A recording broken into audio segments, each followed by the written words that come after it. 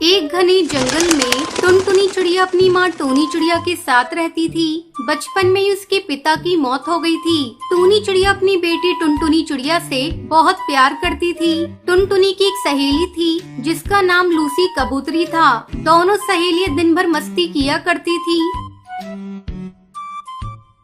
एक दिन लूसी कबूतरी टुनटुनी चिड़िया से आकर कहती है, टुनटुनी, तुझे पता है मेरी शादी होने वाली है। आज मुझे देखने के लिए मेरे ससुराल वाले आ रहे हैं। अगर मैं उन्हें पसंद आ गई तो मेरी शादी हो जाएगी। इतना कहकर लूसी कबूतरी वहाँ से चली जाती है। कुछ दिनों बाद लूसी कबूतरी की शादी हो जाती है। इस तरह कई महीने गुजर जाते हैं। एक दिन टुनटुनी चिड़िया को पता चलता है कि लूसी कबूतरी अपने मायके आई है। तभी टुनटुनी चिड़िया अपनी माँ टूनी चिड़िया से कहती है, माँ, कहाँ हो तुम? मैं लूसी कबूतरी के घर जा रही हूँ उससे मिलने। बहुत दिनों बाद वो मायके आई है। हम दोनों खूब बातें करेंगे। घर आने में थोड़ी देर हो जाए तो तुम चिंता मत करना। इतना कहकर टुनटुनी चिड़िया लूसी कबूतरी के घर उससे मिलने जाती है। अरे ओ लूसी, कहाँ है तू? देख, मैं तुझसे मिलने आई हूँ। मैं यहाँ कमरे में हूँ टुनटुनी, तू यहीं आ जा। टुनटुनी चिड़िया लूसी कबूतरी के कमरे में जाती है। कहो लूसी, क्या हाल चाल है तेरे? तू तो ससुराल जाकर बिल्कुल ही बदल गई। तुझे मायके की याद नहीं आ रही थी? तभी टुनटुनी चिड़िया की नजर लूसी कबूतरी के शरीर के जख्मों पर जाती है। अरे, ये क्या हुआ तुझे? ये चोट कैसे लगी? तेरी तबीयत ठीक नहीं है क्या? टुनटुनी चिड़िया की ये बातें सुनकर लूसी कबूतरी फूट फूट कर रोने लगती है। क्या बताऊँ टुनटुनी, ये सारे जख्म मेरी सास ने और मेरे पति ने दिए हैं। वो दिन रात मुझसे काम करवाते हैं और जरा सी देर हो जाने पर मुझे डंडों से पीटने लगते हैं। तेरे ससुराल वाले तो बहुत जालिम हैं। लूसी, तू उनसे कुछ कहती क्यों नहीं है? क्या कहूँ उन्हें? अपनी माँ से कहा था तो माँ ने कहा ससुराल वाले ऐसे ही होते हैं, ससुराल में बहुत कुछ सहना पड़ता है। लूसी कबूतरी का ये हाल देखकर टुनटुनी चिड़िया डर जाती है। वो दुखी मन से अपने घर लौटती है। उसे दुखी देखकर टूनी चिड़िया उससे पूछती है, क्या हुआ टुनटुनी चिड़िया, तू अपनी सहेली से मिलने गई थी, फिर तू इतनी दुखी क्यों है? माँ, तुम्हें पता है लूसी के ससुराल वालों ने इसकी क्या हालत बना दी है? उसके पूरे शरीर पर जख्म के निशान हैं। उसके ससुराल वाले उससे बहुत बुरा बर्ताव करते हैं। माँ, मैं कभी ससुराल नहीं जाऊंगी। बेटा, तू ये कैसी बातें कर रही है? समय आने पर सभी को एक न एक दिन अपने ससुराल जाना होता है। मैं भी तो एक दिन दुल्हन बनकर अपने ससुराल आई थी। लेकिन माँ, मुझे शादी करके ससुराल नहीं जाना। मैं हमेशा आपके साथ रहूंगी। बहुत रात हो गई है टुनटुनी, अब चल खाना खा ले और सो जा। इस तरह कुछ दिन बीत जाते हैं। एक दिन पंडित टुनटुनी चिड़िया की शादी का रिश्ता लेकर टूनी चिड़िया के पास आता है। रिश्ता अच्छा होने के कारण टूनी चिड़िया तैयार हो जाती है। जब टुनटुनी चिड़िया अपनी शादी के बारे में सुनती है तो लूसी कबूतरी के बारे में सोचकर डर जाती है। माँ, क्या मैं आप पर बोझ हो गई हूँ जो आप मेरी शादी करके मुझे ससुराल भेजना चाहती हैं? ससुराल में मरने से अच्छा है तुम मेरा गला घोटकर मुझे मार दो। टुनटुनी चिड़िया, ये तू कैसी बहकी बहकी बातें कर रही है? हर ससुराल लूसी कबूतरी के ससुराल जैसा नहीं होता। तू बेकार में डर रही है। टूनी चिड़िया के लाख समझाने पर भी टुनटुनी चिड़िया शादी के लिए तैयार नहीं होती। तब टुनटुनी का होने वाला पति बंटी कबूतर और उसकी सास बबली कबूतरी टुनटुनी चिड़िया के पास आते हैं। बबली कबूतरी टुनटुनी को समझाती है, बेटा, मेरी कोई बेटी नहीं है। मैं तुझे अपनी बहू नहीं अपनी बेटी बनाकर रखूंगी। मैं तुझे इतना प्यार दूंगी तू अपना मायका भूल जाएगी। और मैंने अपने बेटे को ऐसे संस्कार दिए हैं कि वो कभी भी तुमसे ऊंची आवाज में बात तक नहीं करेगा। अपने सास के समझाने पर टुनटुनी चिड़िया के मन से अपने ससुराल और अपने सास के प्रति मन का डर निकल जाता है और वो शादी करने के लिए तैयार हो जाती है। फिर धूमधाम से टुनटुनी चिड़िया की शादी बंटी कबूतर से हो जाती है और टुनटुनी चिड़िया खुशी खुशी अपने ससुराल में रहने लगती है।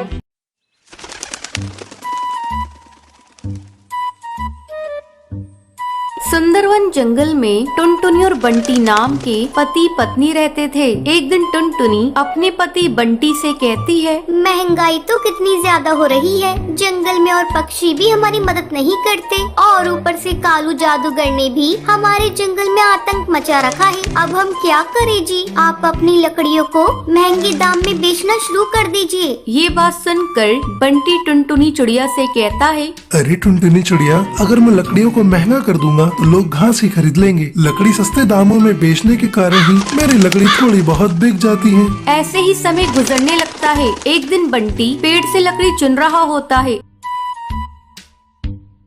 तभी पेड़ के अंदर से एक जादुई चिड़िया निकलती है। वो बहुत रो रही होती है। उसे रोता देख बंटी उस चिड़िया को अपने घर ले आता है।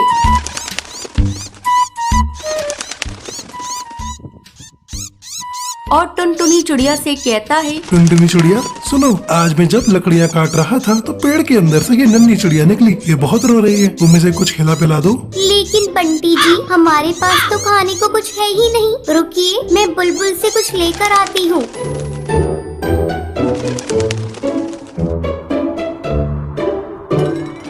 तभी टुनटुनी चिड़िया बुलबुल से चावल दाना लाकर उस चिड़िया को खिला देती है और दाना खाकर वो चिड़िया सो जाती है। अगले दिन बंटी जी, हम अब इस चिड़िया को मिट्ठू तोता को दे आते हैं, क्योंकि हमारे पास इतने पैसे और दाना नहीं है जो हम इसको पाल सकें। ठीक है, जब ये उठ जाएगी तो हम इसको मिट्ठू तोता को दे देंगे। थोड़ी देर बाद टुनटुनी इस चिड़िया को जैसे ही उठाती है, उसके परों में से सोने और हीरे की अशर्फियाँ गिरने लगती हैं। ये देखकर टुनटुनी हैरान हो जाती है और जल्दी से बंटी को बुलाती है। बंटी जी, जल्दी आइए, ये देखिए, इस बच्ची के पंखों में से सोने और हीरे की अशर्फियाँ गिर रही हैं। ये देखकर बंटी टुनटुनी चिड़िया से कहता है, ये चिड़िया तो जादूगरनी है, अब हमारी सारी मुसीबत दूर हो जाएंगी और अब तो हम इसका ध्यान भी अच्छे से रख सकते हैं। ऐसे ही दिन गुजरने लगते हैं। अब बंटी अपना नया कारोबार भी खोल लेता है। बंटी और टुनटुनी चिड़िया मिलकर सबकी मदद भी करने लगते हैं। अब ये खबर कालू जादूगर को पता चल जाती है और वो अपने सिपाहियों से कहता है, सिपाहियों, उस टुनटुनी के घर जाओ और चुपचाप से उस जादुई चिड़िया को चुराकर हमारे पास लाओ। दोनों सिपाही उस चिड़िया के घर पहुंचते हैं। जब टुनटुनी सो रही होती है तभी वो चिड़िया को उठा लेते हैं और अपने साथ ले जा रहे होते हैं। तभी वो चिड़िया रोने लगती है। अब चील सिपाही कहता है, अरे ये तो बहुत भारी हो गई है, उससे तो उठाई भी नहीं जा रही। इसका रोना बंद करा वरना ये तो हमें पकड़वा देगी। थोड़ी दूर जाने के बाद वो जादुई चिड़िया और जोर जोर से रोने लगती है। रोने से उस बच्ची का वजन भारी हो जाता है, जिसकी वजह से सिपाही उसे उठा नहीं पाते और वहीं जंगल में छोड़कर चले जाते हैं। अगली सुबह टुनटुनी और बंटी ढूंढते ढूंढते नदी किनारे पहुँचते हैं और उस जादुई बच्ची को अपने घर ले जाते हैं। अब बंटी और टुनटुनी चिड़िया दोनों मिलकर उस बच्ची को जंगल से बहुत दूर ले जाकर खुशी खुशी रहने लगते हैं। बंटी नाम का एक कबूतर अपनी बीवी टुनटुनी और उसकी 1 साल की बेटी चंचल के साथ एक जंगल में रहता था। वहाँ के पंछी अपना गुजारा खेती बाड़ी से करते थे। वो पक्षी हर प्रकार के अनाज तथा सब्जियाँ और फल उगाते थे। बंटी उस जंगल में खुद के और पक्षियों के अनाज को शहर में अच्छे दामों में बिकवाता था। उसके शहर में रहने वाले पक्षियों से बहुत अच्छी पहचान थी, इसलिए जंगल के सब पक्षी अपना अनाज बंटी कबूतर से ही बिकवाते थे। हर बार की तरह इस बार भी जंगल के पक्षी चावल और गेहूं की फसल काट कर रख रहे थे। इस बार बहुत ही ज्यादा अनाज का उत्पादन हुआ है, इस साल बहुत मुनाफा होगा। हाँ जी, इस बार तो आमदनी खूब होगी। कुछ दिन में ही आप इन अनाजों को शहर जाकर बेच आइए। इस बार हम अपना पक्का मकान जरूर बनाएंगे। आप तो जानते ही हो, बारिश का कोई भरोसा नहीं है, कब आ जाए किसे पता। उन दोनों की बातें उनके ही जंगल में रहने वाला कालू कौवा सुन रहा था। अरे भैया, क्या बात है, आप तो पक्के मकान बनाने की बात कर रहे हो। अच्छा है, सबकी तरक्की देख मुझे बहुत खुशी हो रही है। मेरा भी अनाज शहर में जाके अच्छे भाव में बिकवा दीजिए। पिछली बार ज्यादा मुनाफा नहीं मिला था, इस बार थोड़ा कोशिश कीजिए कि अच्छा मूल्य मिल जाए। जंगल के सब पक्षी हंसी खुशी से बातें कर ही रहे थे, तभी अचानक तेज हवा चलने लगी, फिर जोर से बारिश होने लगी। सभी किसान अपनी फसल खेत में ही छोड़कर वहाँ से निकल जाते हैं। वो सोचते हैं कि थोड़ी देर में बारिश चली जाएगी तो दोबारा अपने काम में लग जाएंगे। अरे ये बारिश तो बढ़ती ही जा रही है, ऐसे ही चलता रहा तो हमारा पूरा अनाज नष्ट हो जाएगा। बारिश जल्दी ही खत्म हो जाएगी। तेज हवा चलने के बाद बरसे बादल किसानों पर आफत बनकर टूटे। जंगल के सभी पक्षियों ने गेहूं और चावल की फसलें खेत में ही छोड़ रखी थी। उन्हें बस सुबह होने का इंतजार था। सुबह होते ही जब सभी पक्षी खेत में पहुँचे, तब वहाँ का नजारा देख वो पक्षी दंग रह गए। बारिश के कारण अनाज की फसल बर्बाद हो गई थी। इसके अलावा फलों और सब्जियों की फसल भी बर्बाद हो चुकी थी। हे भगवान, ये तो अनर्थ हो गया, पूरी फसल नष्ट हो गई। इस बार तो सबसे ज्यादा उम्मीद थी, लगता है हमें किसी की नजर लग गई। अब हमारा क्या होगा, हम क्या खाएंगे? सभी पक्षी बची कुची फसल वहाँ से उठाकर निराश होकर अपने घर चले जाते हैं। तभी कहर बनकर बारिश फिर आ जाती है। इस बार पहले से भी ज्यादा बारिश होने लगती है। बारिश के साथ साथ अब ओले भी पड़ने लगे।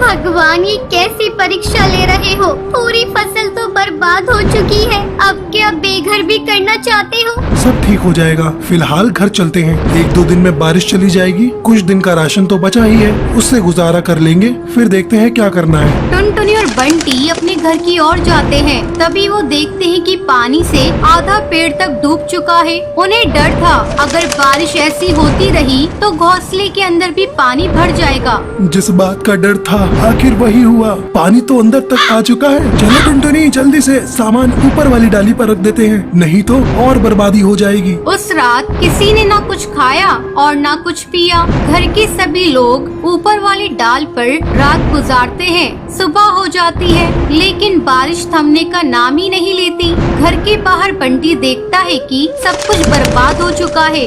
जंगल के कुछ पक्षियों का घर भी ढह चुका था। उन्हें डर था कहीं उनका भी घर बारिश के कारण ढह न जाए। सुनिए, बारिश का कोई भरोसा नहीं है, अपना घर कभी भी ढह सकता है। हमें अपने लिए कोई दूसरा ठिकाना ढूंढना होगा। दोनों अपनी बच्ची को लेकर कहीं और आसरा देखते हैं, लेकिन वहाँ के सभी पक्षियों की हालत उनकी तरह थी, तो उनकी मदद कोई कैसे करता। कुछ दूर उड़ने के बाद बंटी को एक घना पीपल का पेड़ दिखता है। वो अपनी पत्नी और बेटी को लेकर उस पेड़ के नीचे चला जाता है। टुनटुनी, जब तक हमें कोई मदद नहीं मिल जाती तब तक हम इसी पेड़ के नीचे रहेंगे। अब घर जाकर तो कोई फायदा नहीं, वो पूरी तरीके से नष्ट हो चुका होगा।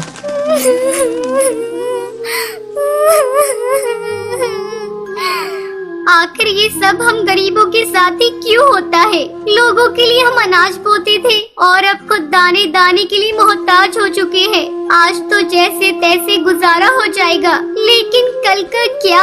आज तो थोड़ा बहुत खाना भी है, कल पता नहीं हमें खाना नसीब होगा भी कि नहीं। उस रात बंटी और टुनटुनी कल की चिंता में पूरी रात सो नहीं पाते।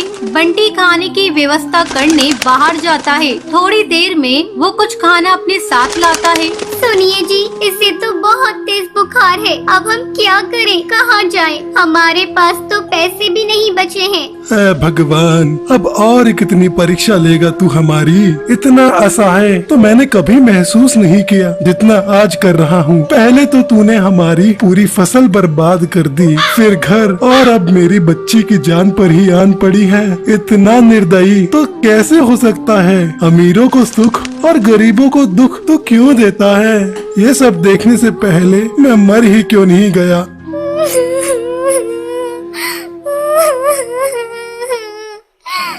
ऐसा मत कहिए जी, आपके बिना हमारा क्या होगा? वैसे भी समय ठीक नहीं चल रहा है, तो कृपया करके अपने मुंह से अपशब्द ना निकालिए। फिलहाल मैं चंचल के सर पर गीला कपड़ा रख दे रही हूँ। अरे आपको चोट कैसे लगी? आपके सिर से तो खून बह रहा है। अरे क्या बताऊं, खाना लाने के चक्कर में मेरे ऊपर एक पेड़ का तना गिर गया, तभी ये चोट लगी है। तभी अचानक चंचल जोर जोर से रोने लगती है। चुप हो जा बच्ची, क्या हुआ? तू क्यों रो रही है इतना? अरे इसका बुखार तो बढ़ते ही जा रहा है। मैं क्या करूं? कुछ समझ नहीं आ रहा है। पानी से सर पर पट्टी भी लगाकर देख ली, पर कोई असर नहीं हो रहा है। मैं इसे कुछ खिला देती हूँ, शायद तबीयत में कुछ सुधार आ जाए। ठीक है, तुम इसे कुछ खिला दो, मैं बाहर जाकर देखता हूँ, कहीं से कुछ मदद मिल जाए। बंटी जैसे ही जाने लगा, वैसे ही अचानक बाढ़ राहत कार्यकर्ता की नजर उस पर उसके परिवार पर पड़ती है। पूरी बात जानने के बाद उन्होंने उनकी मदद की और राहत शिविर में ले गए। वहां जाकर चंचल का इलाज भी हुआ और बंटी के सर में चोट लगी थी, उसकी मरहम पट्टी भी हुई। कुछ दिन बाद जंगल के राजा की तरफ से बाढ़ पीड़ितों को मुआवजा भी मिला। बंटी अपने परिवार के साथ जंगल लौट जाता है। वहां जाकर वो एक पक्का मकान बनवा लेता है। अब वो पहले की तरह फिर से खेती बाड़ी करने लगता है। अब दोनों की जिंदगी अच्छे से बीत रही थी।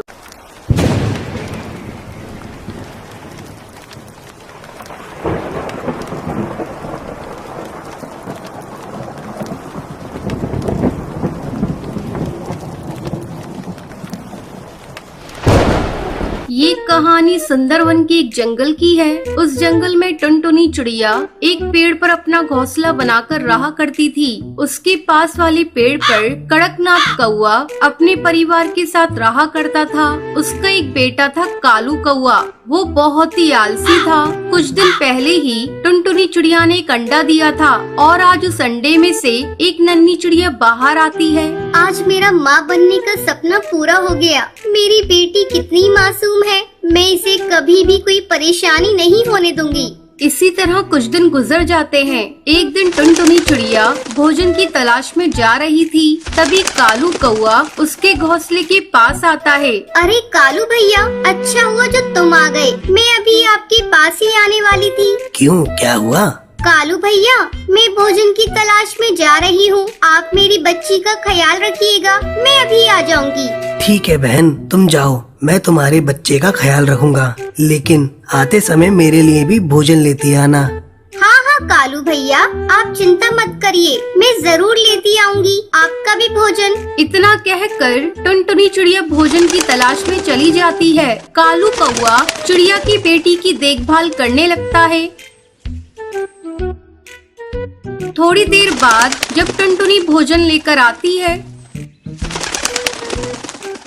कालू भैया, आपका बहुत बहुत धन्यवाद जो आपने मेरी बच्ची की देखभाल की। ये लीजिए, मैं आपके लिए भी भोजन लेकर आई हूँ। ठीक है टुनटुनी चिड़िया, अब तुम अपनी बच्ची का ख्याल रखो, मैं अपने घर जा रहा हूँ। इस तरह टुनटुनी चिड़िया रोज भोजन लेकर आती और कालू बैठा बैठा ही खाता है। धीरे धीरे कई महीने गुजर जाते हैं और बारिश का मौसम शुरू हो जाता है। तब एक दिन टुनटुनी चिड़िया कहती है, मैं इस बारिश से अपनी बेटी को कैसे बचाऊं? मेरी बेटी इस बारिश में भीग रही है। मैं कालू के पास जाकर मदद मांगती हूँ, शायद कालू मेरी मदद करे। टुनटुनी चिड़िया कालू के पास जाती है। भैया, इस बारिश में मेरा घोंसला पूरा भीग गया है। अब मेरा घोंसला पता नहीं कब टूट जाए। क्या बारिश रुकने तक आप मुझे अपने घोंसले में रहने दे सकते हैं? मैं अपनी बेटी को अपने साथ लेकर आई हूँ। टुनटुनी चिड़िया, मैं तुम्हें साफ साफ बता देना चाहता हूँ, मेरे घोंसले में इतनी जगह नहीं है मैं तुम दोनों माँ बेटी को रख सकूँ। तुम कोई दूसरा आशियाना देखो। टुनटुनी चिड़िया मन मटोस कर वहाँ से चली जाती है। धीरे धीरे बारिश तेज हो रही थी। अचानक टुनटुनी चिड़िया को एक पेड़ में बड़ा सा सुराख दिखाई देता है। टुनटुनी चिड़िया अपनी बेटी को लेकर उस सुराख में छुप जाती है। सुबह हो जाती है, लेकिन बारिश नहीं थमती। टुनटुनी चिड़िया अपने घोंसले की मरम्मत करने लगती है। अब टुनटुनी चिड़िया का घर बारिश में भीगने से बच जाता है। इस बार टुनटुनी चिड़िया अपने घोंसले को छाते से ढक देती है। कालू कौवा टुनटुनी के घोंसले को देखकर कहता है, अरे ये टुनटुनी चिड़िया तो बहुत ही चालाक निकली, इसने तो अपने घोंसले को छाते से ढक लिया है। मैं मौका देखकर इसका छाता चुरा लूंगा और अपने घोंसले में लगा दूंगा। एक दिन जब टुनटुनी चिड़िया अपनी बेटी के साथ भोजन की तलाश में गई थी, तब कालू कौआ टुनटुनी चिड़िया के छाते को चुरा लेता है और उसे अपने घोंसले में लगाने लगता है। तभी भुल्ला चील वहाँ आ जाता है और वो कालू से छाता छीन लेता है। कालू कौए, तुमने बहुत गलत किया। तुमने टुनटुनी चिड़िया का छाता चुरा लिया। अभी जाओ जाकर ये छाता टुनटुनी चिड़िया के घोंसले में लगाओ। अगर तुमने ऐसा नहीं किया तो मैं तुम्हें मार डालूंगा। भुल्ला चील के डर से कालू कौआ छाता ले जाकर टुनटुनी चिड़िया के घोंसले में लगा देता है। फिर उस जंगल के सारे पक्षी और टुनटुनी चिड़िया अपनी बच्ची के साथ खुशी खुशी रहने लगती है।